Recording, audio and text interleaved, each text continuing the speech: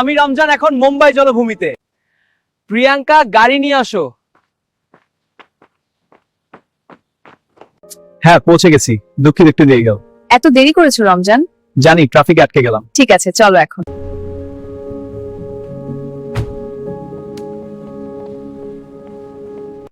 Fresh হয়ে আসো, খাবার খাবো। ঠিক আছে আমি আসছি। তাড়াতাড়ি করো। হ্যাঁ 1 মিনিট। একসাথে খাবো।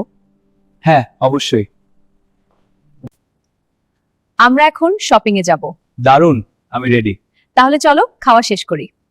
প্রিয়াঙ্কা রেডি? হ্যাঁ চলো। চলো শুরু করি।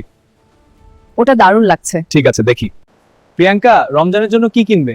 মিষ্টি কিনতে পারো, সবাই পছন্দ করবে। হ্যাঁ দারুণ আইডিয়া। আমার 3 ছেলে ইমরান, ইব্রাহিম আর ইসরাফিলের জন্য প্যান্ট শার্ট কিনবো। ওয়াও সত্যি তুমি একজন দারুণ বাবা। হ্যাঁ তারা এখন বড় হচ্ছে।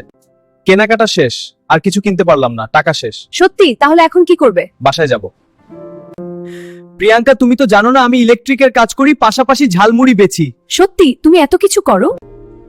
কেন কান্না করছো রমজান? আমি কি মরে গেছি? আমি সাহায্য করব। আমার যা কিছু আছে সব তোমার জন্য। শুনেছি তোমার বন্ধু আছে জাকির আলম, সে অনেক সাহায্য ভেঙে পড়ুন, এমন বন্ধু কারো ভাগ্যে না। আমি অনেক মিস করি জাকিরকে। জাকির তোমার উপর মন খারাপ করে আছে, কেন জানি না, তবে এই বিষয়ে কথা বলবো, তুমি টেনশন করো না। আচ্ছা ঠিক আছে। প্রিয়াঙ্কা চলো বাড়িতে যাই। ঠিক আছে চলো। প্রিয়াঙ্করা শপিং মলটা এসে গেছে। হ্যাঁ চলো ভিতরে যাই। এখানে দারুণ দোকান আছে। খুব ভালো লাগছে।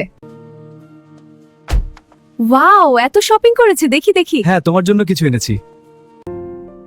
আমার 3 ছেলের জন্য কিছু কিনেছি। ওয়াও দেখতে চাই। ভিতরে আসো। আসছি। কি চিন্তা করছো রমজান? ঈদের দিন থেকে ঝালমুড়ি চালু হবে, কিছু টাকার দরকার। হ্যাঁ তাই ভাব। ঠিক আছে বাবাকে ফোন করে বলবো কিছু টাকা দিতে।